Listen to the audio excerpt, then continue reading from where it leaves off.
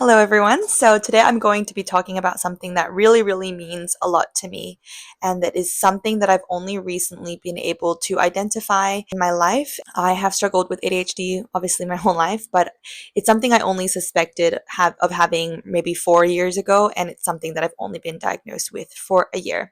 But for someone who is just thinking they might have ADHD but hasn't been diagnosed, maybe just relates to some of the traits and relates to some of the tendencies, I think this video will also be able to help you. I was at such a bad place with self-criticism, self-judgment, being super emotional and in my head about my ADHD traits 2 or 3 years ago, even up till last year, and it's only something that I've been able to manage recently. I used to beat myself up about being super chaotic and so forgetful, the classic tendencies, running late, messing up something at work. I just used to be absolutely so harsh on myself, which I feel like is half the problem of ADHD. I mean, the first half is, feeling overwhelmed when you're doing your tasks and all of the classic stuff. But then the second half is really just your emotional feedback towards having a brain that works slightly differently, and also just self-criticism and feeling like you're not worthy, feeling like you're not good enough, feeling a lot of resentment towards people and towards yourself, feeling like you'll never succeed, all of that sort of like secondary stuff that comes with having an ADHD brain. Whether you've been formally diagnosed or not is super important, and it really adds to your mental health, or it really takes away from your mental health when you're constantly feeling so down and so self-critical. So I'm actually going to be talking about ADHD shame spirals today, which I will explain in a couple of minutes. But for those who know what that is, or can kind of guess what that is, I used to have ADHD shame spirals pretty much every week, if not multiple times a week, and now barely at all. Once every now and again, once every couple of months, and maybe in a bad time, like once every couple of weeks. But it has really become so much more manageable, and I know how to get myself out of them now. So I actually wanted to do a little series about the things I've learned about having ADHD shame spirals and how to get out of them. And this is going to be the first one. I thought that I would never escape like having this spiral, and having constant loops that would just go over and over again and just be so repetitive in my life. I just simply thought I would never get out of it, and this year I actually managed to find my way out of it. I'm just grateful to have had the therapy support that I had, and my partner's support, friend support, and family. So I would love to share that all with you, as I mentioned. Just to quickly define what shame is, I've got a little AI overview here. Shame is a painful emotion that stems from a belief of being fundamentally flawed or unworthy, leading to negative self-evaluation. It's often triggered by perceived social and moral failings, resulting in feelings of humiliation, inadequacy, and a strong urge to hide oneself. So I definitely struggle with this a little bit too outside of ADHD, something that I'm working on through therapy and just life, I suppose.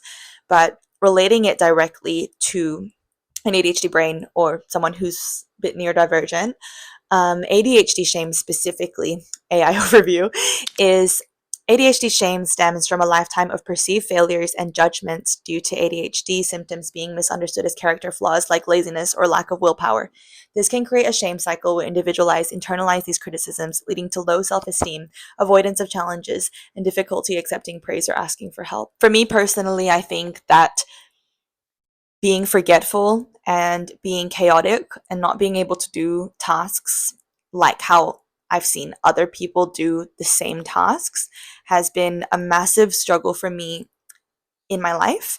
And before I even knew that it was ADHD, I would always compare myself to people and always feel less than because I wasn't able to do things like other people were.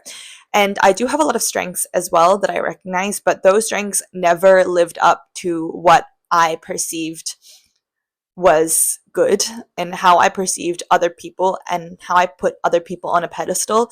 Just my personal strengths, like I never thought they lived up. And like there was definitely a reason for it, because I just was constantly getting proof that the way that I did things and the way that I saw the world and the way that my brain worked was bad. And so from all of that, I developed quite a low self-confidence and self-concept, which then people would think that that's the issue. People would always say, like, you just need to think of yourself highly, you just need to be more confident, and once you're more confident, the rest will follow. The reason why you're not able to perform like how you want to perform is because of your confidence. And some part of me, I knew that that wasn't true. Like, I'm like, but the whole reason I'm not confident is because of this stuff, you know? I don't know. If you have gone through it, you know what I mean. But I'm not confident because I've failed in all of these areas. So how can you say that confidence is the issue? Because, like, I was confident to start off with and then suddenly it decreased. So surely it's not my confidence. People will just say, just try harder, like, just be more organized, just be more confident. And you're just like, sure, okay, I'll do it. And so a typical shame spiral looks like this. Your confidence level is already probably pretty low at this stage. That's what a lot of people with ADHD experience. So you go into an experience and say it's hospitality work. So you go into work and you tell yourself, all right, today at work, I'm going to do really well. I'm just going to think slowly. I'm not going to get flustered. I'm not going to be chaotic. I'm not going to forget something. I'm not going to be late, whatever it is. And then you do 3 or 4 things right to start off your day. And you're like, all right, this is going fine. I'm just going to keep going like this. I'm just going to do well. I'm just going to be good. I'm just going to be organized, all of this stuff. And you just hype yourself up so much. Then as the day goes by, there's a flood of customers that comes in and you start getting really flustered and you start not being able to multitask properly and you start losing your focus and getting overstimulated and just like your brain's going a million miles an hour, and then suddenly you are rushing to serve a table and you knock over a bunch of plates and a bunch of cups on the floor and everything breaks. There's a big reaction from the people around you. Maybe your manager rushes and has to stop what they're doing to come and help you. Maybe other coworkers are interrupted and have to come and help you. You clean it up, but it doesn't stop there. You literally can't get over it. You're so flustered. You are blaming yourself because you've now like taken so much time out of everyone's day. Maybe you drop some food, maybe a customer is waiting, maybe someone's angry, maybe you get told off, maybe you don't. But in my experience, people's reactions only meant very little to me. Whether everyone was super understanding or whether I got told off, I would still have this immense feeling of self-judgment and self-hate that I did that. After hyping yourself up, after saying like, you'll be confident today, you'll be organized today, you'll not be chaotic today, you won't lose it today, and then you do, and something happens, that's when my shame spiral would start, or I don't know, maybe it's already going. I would just be so angry at myself for the entire rest of the workday, probably make more mistakes along the way because it took me so long to not be overstimulated. And then by that time, I got home and I would just be so exhausted out of my mind. I would be so tired from trying to prove myself. I would be so drained from beating myself up. I'm so drained from the social interactions with others, trying to seem, put together and all of this when you're obviously not, and you've fallen apart and all this stuff.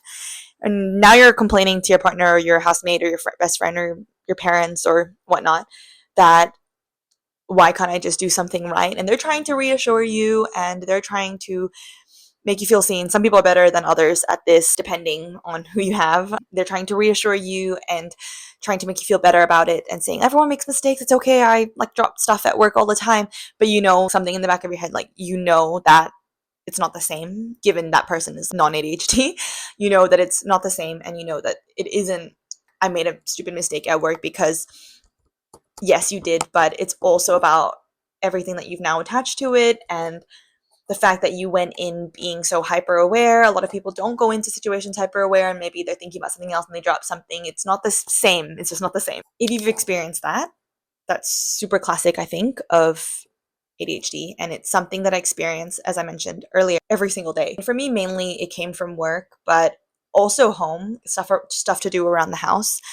For people, it really impacts their personal relationships, their friendships, their partners. For me, it was a measure of my success. For you, it also might be a measure of your success, but it might be in a different area. So the emotional impact of that whole situation, and sorry if the lighting's changed, but the sun is setting. The emotional impact of that whole situation would last from the moment you wake up, because you're already starting to think about how you're going to perform today and you're measuring up levels of success and levels of what's good enough from the moment you wake up. And then it lasts all the way until you go to bed, because you probably go through that whole spiral. You come home, you have an emotional reaction, you have to be reassured, and then you have like a couple hours to get yourself back to feeling a bit more regulated. Like that takes away from your entire 24 hours. This keeps happening, and it takes away days and days and days of your life. And for me, it probably has added up to years of my life that I have felt this way. And that's why I think that it's really important to identify what a shame spiral looks like and what it really means, what shame means, what shame that stems from ADHD means, or stems from like a neurodivergent brain means, how it all comes about, and how to manage them. Just to sort of finish this video, a personal trigger for me personally, as I mentioned, was work and about my performances at work. So one thing that I viscerally remember from maybe 2 years ago, 2023, I caught up with a coworker that I hadn't seen since 2020, probably very early 2020 slash like late 2019. So it was almost 3 or 4 years later. And I actually dropped something. I bumped into someone, or I dropped something, and I was just feeling very frazzled. And she said, "Oh my God, you haven't changed at all. You're still the same." And like it was regarding a forgetful moment. And I just was sitting there like, I could not get over it. I know it probably wasn't the nicest thing to say as well. However, I really, really took it to heart. I thought about that comment that she made throughout the entire time we hung out, which was a couple hours, the entire time we got home.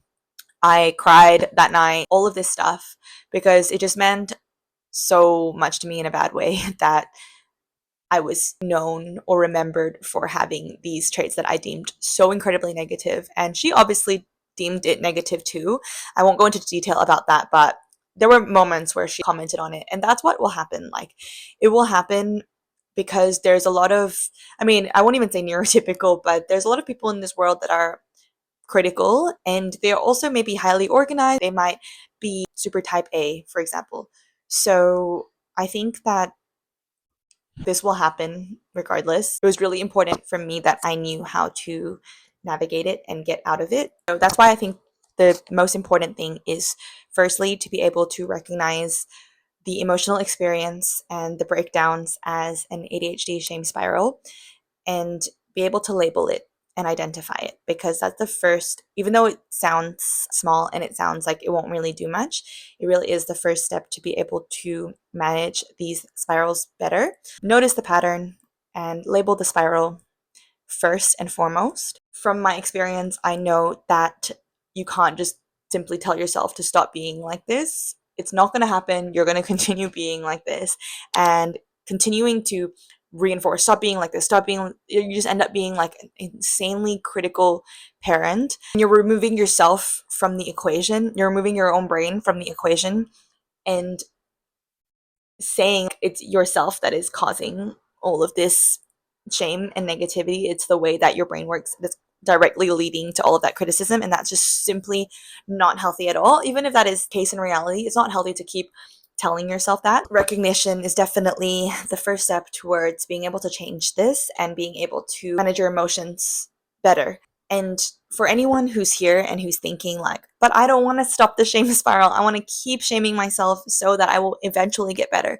Trust me, I did this for over 15 years. You genuinely, like, sorry, I'm getting emotional, like I'm getting passionate, because you cannot hate yourself into change, and you cannot criticize and shame yourself into change, and you cannot let your confidence go down to such an all-time low to change. And also, even if you do manage to mask and like do all of these things that make you seem so organized, so meticulous, all of these things that typically ADHD people are not, you will burn yourself out in the process. So I wanted to shame myself into, I was gonna say submission, but I don't know if it's submission. Like shame yours. I know I wanted to shame myself into being successful, but it really doesn't work that way. I know I'm still young, but I've been through a lot with my whole life experience and multiple jobs and friendships and relationships being impacted by this. And I know